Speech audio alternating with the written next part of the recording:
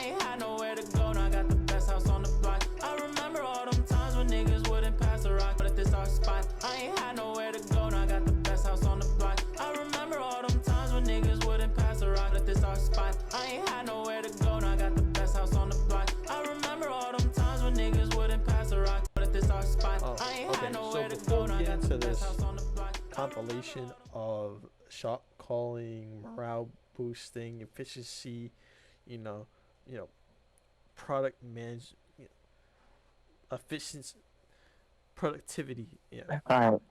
So it's okay. So Let's go. before What are you freestyling? we get into that, I forgot what I was. Casey, I forgot what I was gonna say. Black screen. Wanted to address. Oh yeah, so this is a 1v1 between myself and my previous team captain Defoe, us getting ready, and that is part of shot calling, is being there as a team captain. Defoe's ass, bro. And Defoe's ass. You heard it here first. Right, What is he, go. I ain't never finished. Okay, Defoe.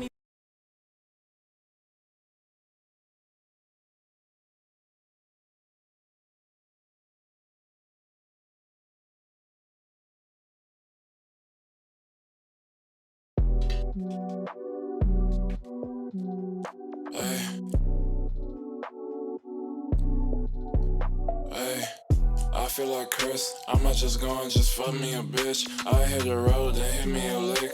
Counting up money, I'm tryna get rich. Then nothing new, counting up hundreds and blues. Niggas, I'm not tryna lose. Niggas be talking, I'm thinking they taking my spot. You need to go tie your nose, ayy.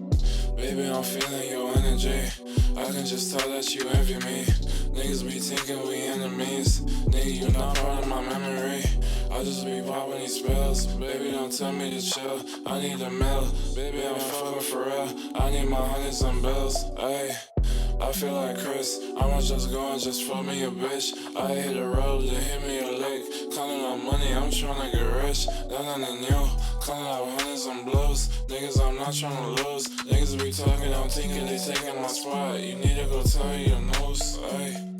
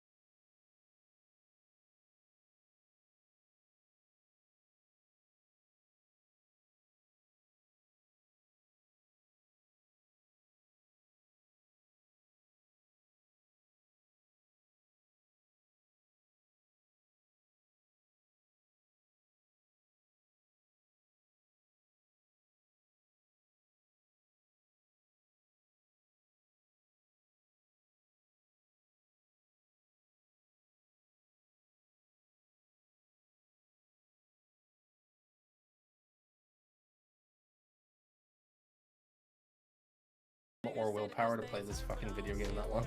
Dude, I love this game. Oh, season 14 is so addicting. But I get it, it's a lot of games. The only thing making me play more is if like next season's like, you need this many games. I'm like, fuck, well, looks like I'm grinding. Right. You need 60 games. They should make it 150. Am I right, boys? Ooh.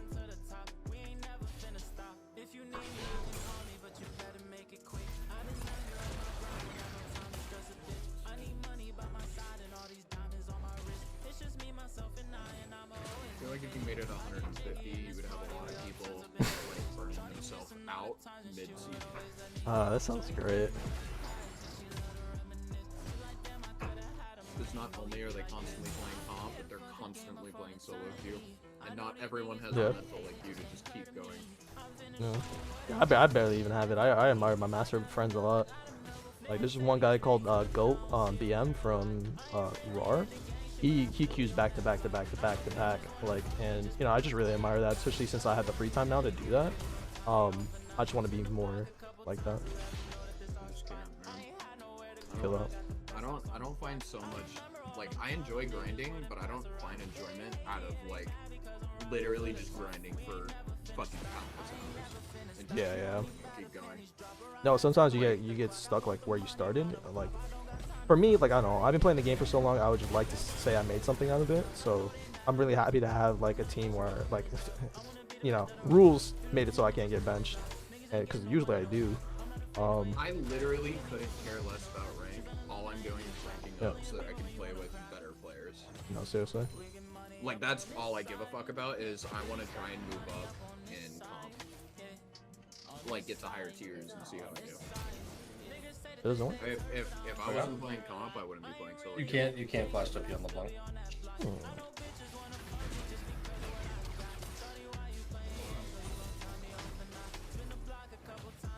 Okay. Are you thinking about the Azir tonight? No. I'm just really hoping we see the Seraphine again and the Evelyn. Like, I just want to go back to our roots. Seraphine's kind of meh right now. Yeah, but I'd agree with that. I would say though, like, she did get some more damage though, or I guess they took it off her ulti though, and put it like more damage into her E. And I think Q.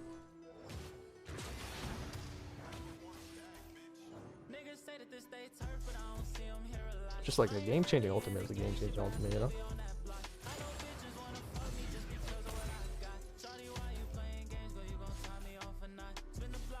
Wave clear, wave prow.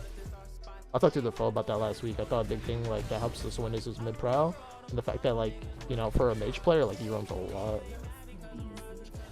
Because I just remember like distinct times where he's bailed me out, or he's gotten me like leads, or like it just, when I would watch the game back, he was actually like really in sync with Fallen. So I was like, whoa, like this is what I'm like, this is what I get to play with, you know?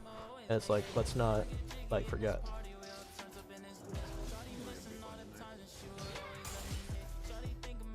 You just have to play like we normally do. No weird like out of meta picks. No like out of comfort picks. I think that we go.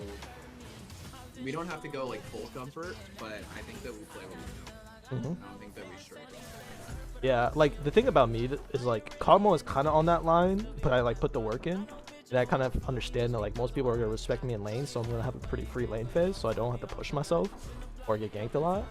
And Jinx is something I've been playing for such a long time that like just putting my hands back on it is like pretty comfortable. Like just like my Lucian, like I got that as a pocket pick because like my combos are actually just like water. Do you mind if I say something just about combo? Oh yeah. You have a tendency to, when you press W, you like to just keep walking forward. Fact. And I'm like the opposite of that sometimes, and I'll walk back. So our positioning just has to be on point with each other, like synced with each other whenever we play. Yeah, something I'm gonna do more too. The thing is, it's like because I'm always overreaching because they're always backing up so much. Like they just give me an immense amount of respect. Yeah, they're like dragging you into it. Yeah, so my thing is like psychologically. yeah, I gotta like remember to just like space them without using the button. And, like make them like, space.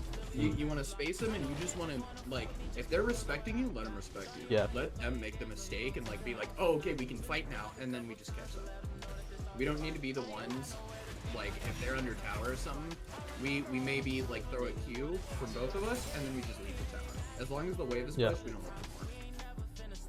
yeah, basically could you give me like a quick, like, sorry, I'm focusing on like smashing the foe. That makes sure he's ready. I hit him with the freaking ill jukes. Got like 2 of his abilities, and I just feel like a boss since then. What do you want, Chris? Oh, like just quick summary. You said something about abilities under tower. So I noticed that when we played the Kog'Maw Braum lane, we both kind of had a tendency to, if they were respecting us, then we just kind of push them in. Yeah. And then 100%. they just sit under tower, and as soon as they dodge at least one of our Qs or something like that, then they just walk on us. And usually their jungler comes or something like that. I think that it would be smart, if we're trying to get a wave under tower, we don't really go for poke. We either take a free back or we roam up and look for jungle pressure or jungle wards or something like that. We should probably spend a little bit more time with like a team oriented rather than like solo queue, like just keep smashing them in lane. No, exactly. I do like something I'm gonna say about pushing them in lane. I do like pushing them in lane when I have the advantage because it's gonna equate to tower plates. But Yeah, like no, just like give me 1 sec. So like that's just like a very basic strategy like I learned from like some Korean like that I listen to a lot. So like my mindset most of the time when I'm ahead is that I'm gonna like push, but like especially if like their junglers gonna be visiting us that much, it's just like pushing them and then just like warding and then like respecting it. But something I'm gonna incorporate too is also when we're ahead, I'm gonna try to like bounce the wave back and then chase them down the lane with Ghost. You know, that's gonna be like my second adaptation to that is push them in, ward more, let them push back, kill them. I also think that if we are wanting to push them in, we should like kind of, we don't have to stare at the map, but we have to be a lot more like cautious of how we're positioning. Like sometimes you'll position towards the top side, or I'll position towards the top side towards the river when we're pushing in. Yeah. And if we played towards the wall, then we'll have a little bit more of like a, you know, a give. No, I hear you because that's a very we can walk a little bit further and kite a little bit better.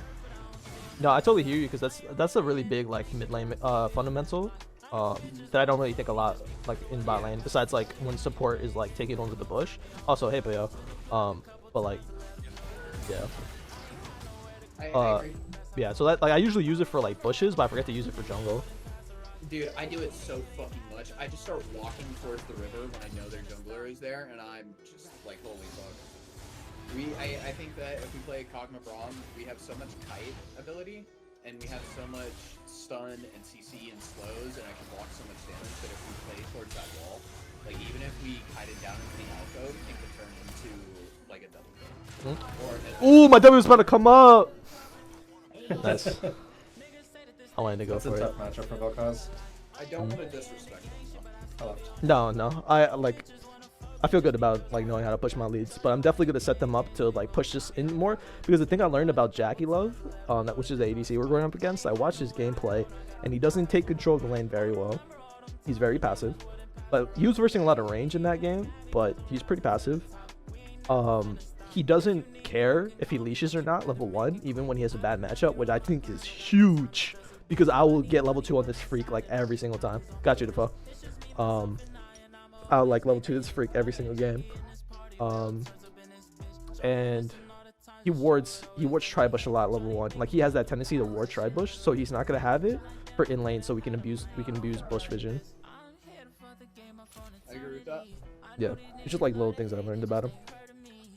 But the big thing is I do want to get level 2. Also, a team adaptation I want to make is for Fallen.